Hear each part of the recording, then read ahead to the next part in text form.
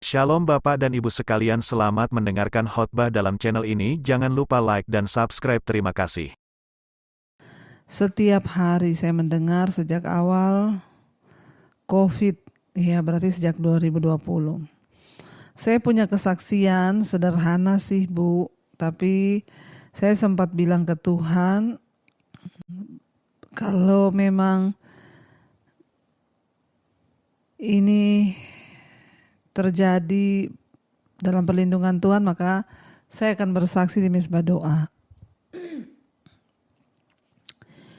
Beberapa waktu yang lalu, saya belanja keramik di toko bangunan yang cukup besar di Surabaya. Ketika selesai belanja, saya pulang tanpa menyadari bahwa tas kecil berisi HP saya dan juga satu Samsung Tab ketinggalan di toko tersebut. Setelah hampir sampai ke rumah, saya baru sadar mau melihat tab kok tiba-tiba tidak ada. Disitulah saya ingat kemungkinan ketinggalan di meja di toko tersebut. Segera saya balik arah hendak mengambilnya. Dalam perjalanan menuju toko itu, saya berkata dalam hati, waduh, kalau sampai diambil orang, gimana ya? Selain nilai gadget tersebut lumayan mahal bagi saya kalau beli baru lagi, plus juga semua data-data saya bisa hilang juga, dan ini berpotensi sangat memusingkan. Lalu saya berdoa dalam hati sambil nyetir, saya bilang, Tuhan, jika aku mendapatkan karunia-Mu, kiranya gadget saya tersebut tidak diambil orang, tapi disimpan oleh pegawai toko bangunan tersebut.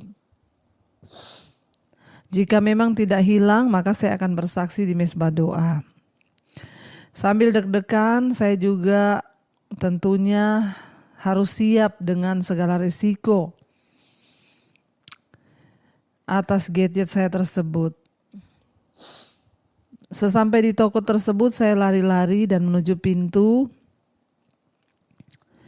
Di pintu masuk, saya sudah disambut salah satu pegawai toko yang membantu saya memasukkan keramik ke dalam mobil saya. Dia menyambut saya sambil berkata ke saya, Ibu, gadgetnya ketinggalan. Saya langsung lega, lalu saya mengecek semuanya masih komplit dan ternyata disimpan oleh pegawainya itu. Karena ketinggalan di meja.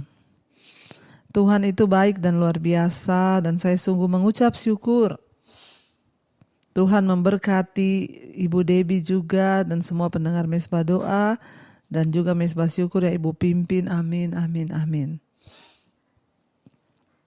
Iya, memang kelihatannya kesaksian ini sederhana, tapi ya saya tahu ya Tuhan melindungi setiap anak-anak Tuhan yang terus berserah kepada Dia, karena memang kalau sampai gadget tuh hilang, banyak sekali yang harus kita urus, apalagi kalau di dalamnya ada mobile banking dan lain sebagainya.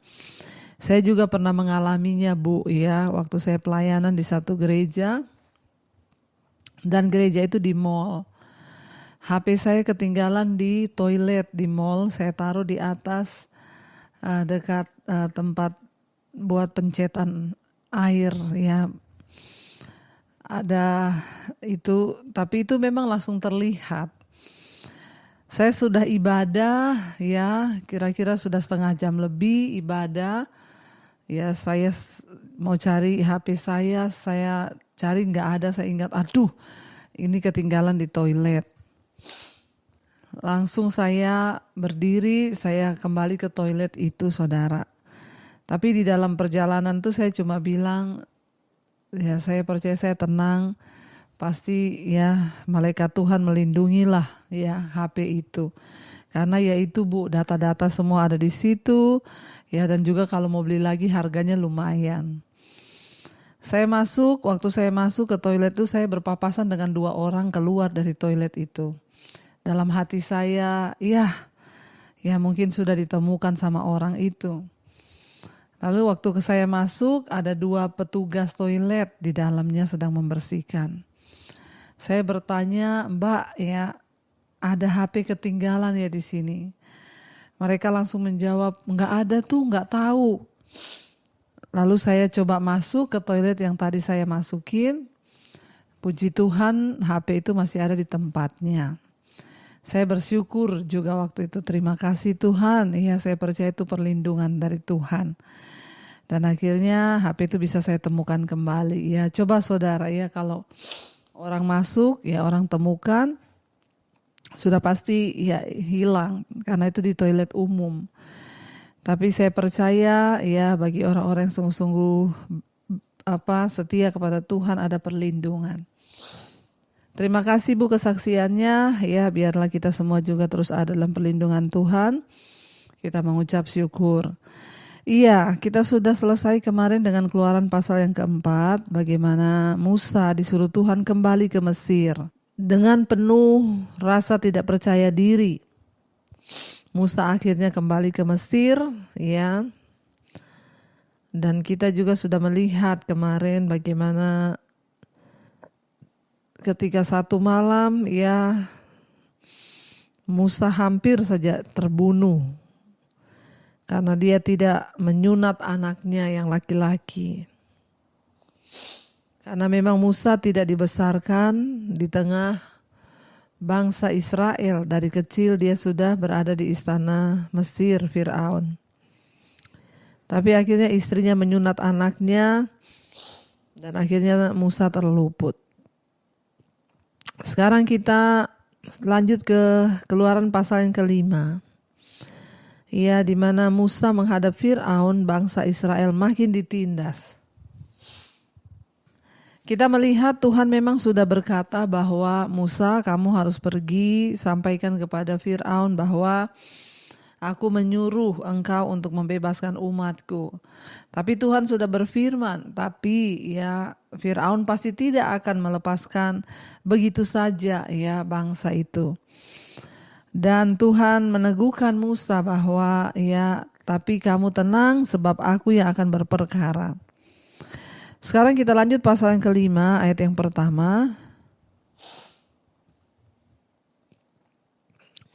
Kemudian Musa dan Harun pergi menghadap Fir'aun lalu berkata kepadanya, beginilah firman Tuhan Allah Israel, biarkanlah umatku pergi untuk mengadakan perayaan bagiku di padang gurun. Ayat 2, tetapi Fir'aun berkata, siapakah Tuhan itu yang harus kudengarkan firman-Nya untuk memberikan orang Israel pergi, membiarkan orang Israel pergi?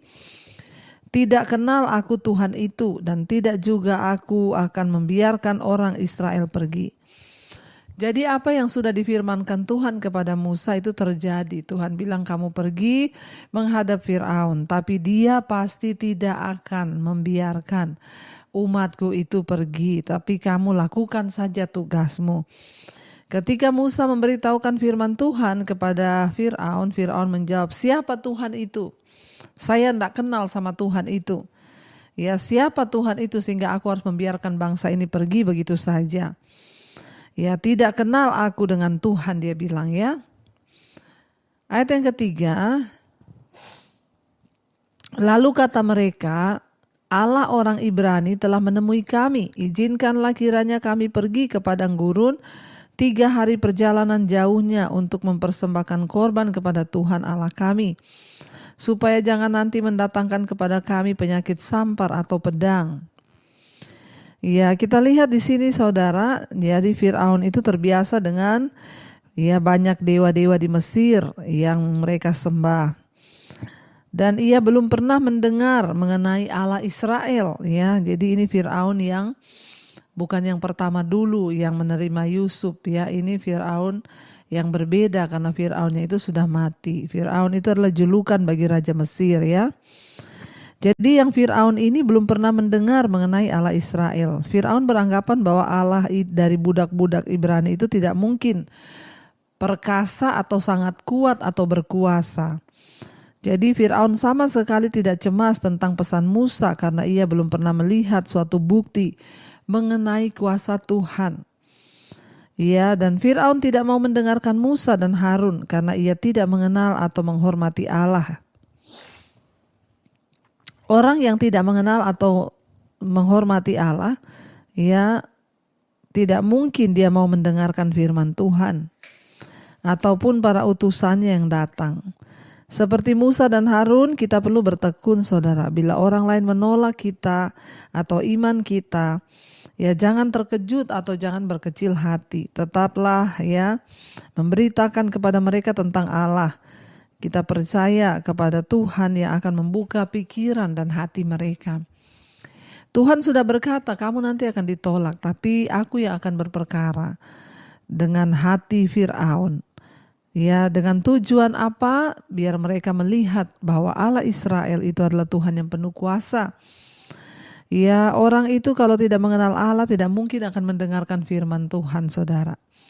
Di kehidupan nyata kita pun kita melihat ada orang-orang yang tidak mau dengar firman, gak mau dengar khotbah. Kalau diajak walaupun Kristen ya, ayo dengar khotbah, gak mau. Kenapa ya? Karena memang dia tidak mengenal Allah secara pribadi. Ayat yang keempat, tetapi Raja Mesir berkata kepada mereka, Musa dan Harun, mengapakah kamu bawa-bawa bangsa ini melalaikan pekerjaannya? Pergilah melakukan pekerjaanmu. Ayat 5, lagi kata Fir'aun, lihat, sekarang telah terlalu banyak bangsamu di negeri ini. Masakan kamu hendak menghentikan mereka dari kerja paksanya?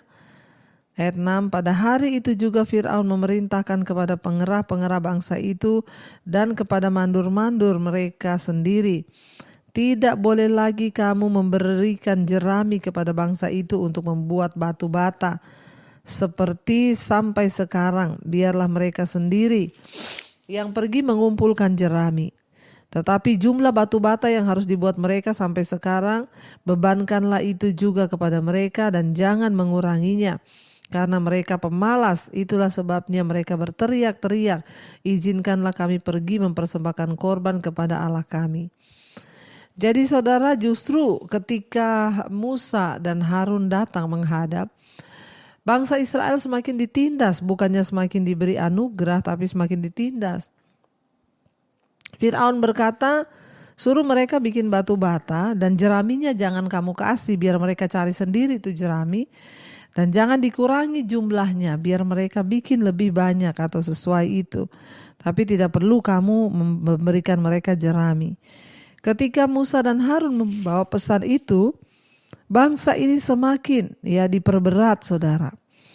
Ya, Fir'aun berkata, disuruh tambah pekerjaan mereka. Ayat 9 berkata, pekerjaan orang-orang ini harus diperberat, sehingga mereka terikat kepada pekerjaannya dan jangan mempedulikan perkataan dusta.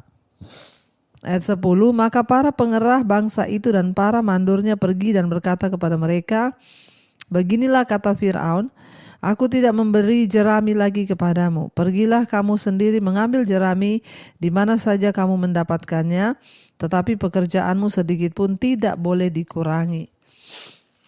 Jadi mereka semakin ditindas.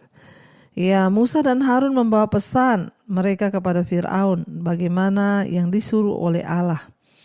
Akibat yang tidak menyenangkan adalah kerja yang semakin keras dan berat, serta penindasan yang semakin kuat terhadap orang-orang Ibrani. Jadi saudara, memang kadang-kadang kesukaran muncul sebagai akibat dari ketaatan kepada Allah. Ya, tapi apakah kita mau mengikut Tuhan atau ya mau tetap tinggal dalam penderitaan? Bila hidup kita menyedihkan, jangan beranggapan bahwa kita telah kehilangan kemurahan hati Allah. Ya, kita bisa saja menderita karena kita berbuat baik dalam dunia yang jahat ini. Untuk sementara waktu Tuhan izinkan mereka semakin tertindas. Tetapi untuk menggenapi rencana Tuhan memang seringkali ada harga yang harus dibayar. Ayat yang ke-12 dikatakan, lalu berseraklah bangsa itu ke seluruh tanah Mesir untuk mengumpulkan tunggul gandum sebagai pengganti jerami. Dan pengerah-pengerah itu mendesak mereka dengan berkata, selesaikan pekerjaanmu, yaitu tugas sehari seperti pada waktu ada jerami. Lalu pengerah-pengerah Fir'aun memukul mandor-mandor Israel yang mereka angkat sambil bertanya, mengapakah kamu pada hari ini tidak menyelesaikan jumlah batu bata yang harus kamu buat seperti kemarin. Ayat 6-15, sesudah itu pergilah para mandor-mandor Israel kepada Fir'aun dan mengadukan halnya kepadanya. Mengapakah Tuanku berlaku seperti ini terhadap hamba-hambamu ini? Jerami tidak diberikan lagi kepada hamba-hambamu ini, tetapi walaupun begitu kami diperintahkan membuat batu bata. Dan dalam pada itu hamba-hambamu ini dipukuli, padahal rakyat Tuanku lah yang bersalah. Ayat 17, tetapi ia berkata, pemalas kamu, pemalas. Itulah sebabnya kamu berkata, izinkanlah kami pergi mempersembahkan korban kepada Tuhan. Jadi sekarang pergilah bekerja, jerami tidak akan diberikan lagi kepadamu, tetapi jumlah batu bata yang sama harus kamu serahkan. Ayat 19, maka mengertilah para mandor Israel bahwa mereka ada dalam keadaan susah, karena dikatakan kepada mereka, kamu tidak boleh mengurangi jumlah batu bata pada tiap-tiap hari. Waktu mereka meninggalkan Fir'aun, berjumpalah mereka dengan Musa dan Harun yang sedang menantikan mereka. Lalu mereka berkata kepada keduanya, kiranya Tuhan memperhatikan perbuatanmu dan menghukumkan kamu, karena kamu telah membusukkan nama kami kepada Fir'aun dan hamba-hambanya, dan dengan demikian kamu telah memberikan pisau kepada mereka untuk membunuh kami. Saudara, para mandor-mandor ini berada dalam posisi terjepit, ya, jadi di tengah-tengah. Mereka diangkat oleh orang Mesir untuk menjadi mandor atas orang Israel. Tapi mereka juga orang Israel, saudara. Ya, dan mereka akhirnya mengeluh kepada Musa karena tekanan yang begitu berat itu. Ya, dan mereka berkata, apa yang sudah kamu lakukan ini kepada kami? Engkau memberikan pisau kepada Raja Fir'aun untuk membunuh kami. Ya, jadi kita melihat mula-mula mereka mencoba menyuruh orang-orang itu menghasilkan jumlah yang sama. Kemudian mereka mengeluh kepada Fir'aun, akhirnya mereka mendatangi Musa. Saudara, kita melihat ya, barangkali ya kita pun ada dalam keadaan yang sama, merasa terjepit di tempat pekerjaan atau hubungan keluarga ya, atau di gereja. Kita mengeluh atau kita datang kepada pimpinan atau ya pengawas-pengawas yang kita pikir mereka bisa memberikan arahan atau kebebasan kepada kita. Tapi lihat, seringkali Tuhanlah yang mengizinkan hal itu. Mereka tidak mengerti rencana Tuhan, mereka tidak mengerti karya Tuhan, mereka tidak mengerti akan janji Tuhan, sehingga mereka menyalahkan Musa dan Musa dan Harun yang nyata-nyata membawa pesan Tuhan. Jadi kita belajar dari sini, daripada saudara datang ke pemimpin atau kepada orang untuk mencari pembelaan, lalu kita bukannya dibela malah dihukum. Mari kita belajar hari ini untuk lebih mencari Tuhan daripada mencari manusia, saudara ya. Lalu di sana dikatakan, mereka berkata, mereka bilang, kamu sudah memberi pisau kepada orang Mesir untuk membunuh kami. Ayat 22, lalu Musa kembali menghadap Tuhan, katanya, Tuhan, mengapakah kau perlakukan umat ini begitu bengis? Mengapa pula aku yang kau utus? Sebab sejak aku pergi menghadap Fir'aun untuk berbicara atas namamu, dengan jahat diperlakukannya umat ini. Dan engkau tidak melepaskan umatmu sama sekali. 24, tetapi Tuhan berfirman kepada Musa, sekarang engkau akan melihat apa yang akan kulakukan kepada Fir'aun. Sebab dipaksa oleh tangan yang kuat, ia akan membiarkan mereka pergi. Ya, dipaksa oleh tangan yang kuat, ia akan mengusir mereka pergi dari negerinya. Ketika Musa juga mendapat tantangan dari orang Israel sendiri ketika mereka memarahi Musa dengan apa yang sudah dilakukan. Musa menghadap kepada Tuhan dan Musa berkata, apa yang sudah engkau perbuat Tuhan? Mengapa aku yang engkau suruh untuk menyampaikan pesan ini? Setelah aku menyampaikan pesan, justru bangsa ini ditindas dengan bengis. Kenapa tidak engkau lepaskan saja umatmu? Ya, kenapa engkau melakukan ini kepada umatmu? Saudara, seringkali kita pun mengalami hal yang sama, kita tidak mengerti rencana Tuhan. Waktu kita mengalami hal yang tidak enak, kita tidak mengerti bahwa Tuhan sedang mempersiapkan kita untuk melihat kemuliaan-Nya, membawa kita kepada sebuah rancangan yang terbaik. Karena itu kalau hari ini saudara sedang ada dalam tekanan, masalah, persoalan yang berat, bersabarlah, berserahlah, percayalah Tuhan itu tidak pernah salah dan Dia tidak pernah jahat. Dia selalu menyediakan rancangan yang terbaik bagi kita, saudara. Ya, dan karena itu kita belajar hari ini. Ya, ketika Musa mengalami hal itu, dia berkata kepada Tuhan, dia memprotes Allah. Dan dia berkata, kenapa engkau tidak langsung saja menyelamatkan umatmu?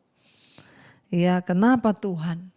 Ya, malah mereka makin dalam tindakan yang bengis oleh Firaun. Saudara, kita hari-hari ini harus mencoba untuk menyelami rencana Tuhan dalam hidup kita, karena yang tidak enak itu belum tentu tidak baik. Sebaliknya yang enak itu belum tentu baik. Bisa jadi yang enak menjerumuskan kita, yang tidak enak itu menyelamatkan kita. Mari kita mau tundukkan kepala, kita mau renungkan firman ini. Terima kasih Bapa, kami bersyukur. Biarlah kami juga belajar dari kisah hidup bangsa Israel, bahwa yang pahit itu tidak selamanya mencelakakan kami. Seringkali untuk menggenapi rencana Tuhan, kami harus sungguh-sungguh berserah dan percaya bahwa rencana Tuhan itu yang terbaik. Sekalipun ada masalah, tantangan yang kami hadapi, kami tahu Tuhan turut bekerja mendatangkan kebaikan. Hamba berdoa bagi semua anak-anak-Mu, Tuhan, umat-Mu malam hari ini.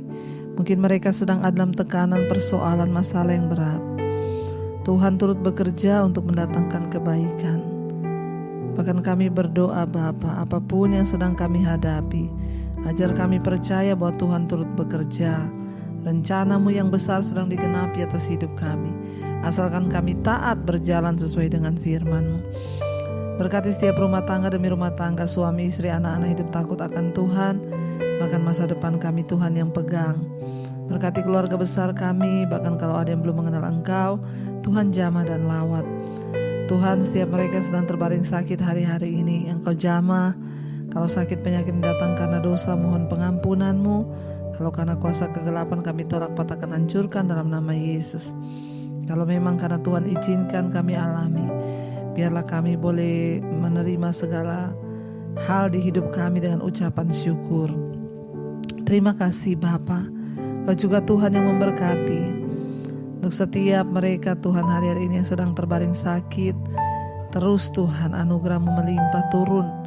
Bahkan Engkau juga Tuhan yang turut bekerja dalam kehidupan kami.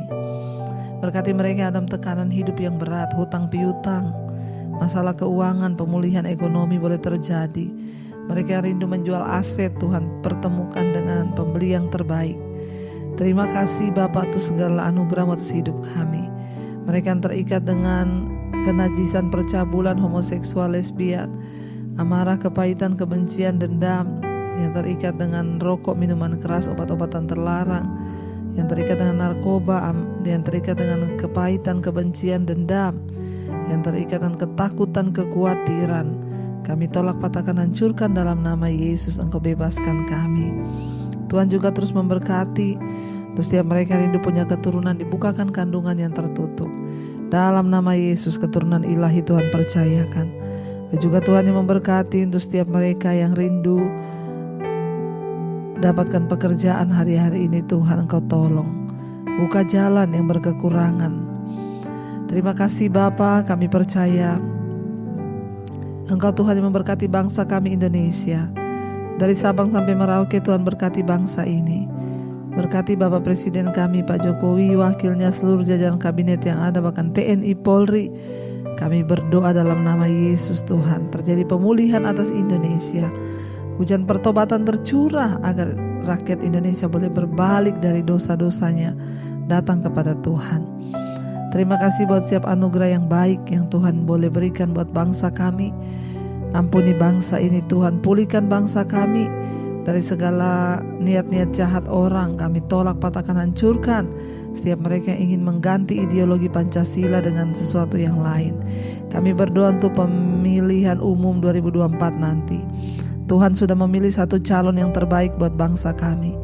Kami membawa dalam doa-doa kami Bapa. Terima kasih Tuhan, berkati juga seluruh bangsa-bangsa yang ada di Asia, Afrika, Amerika, Eropa, Australia, 5 benua.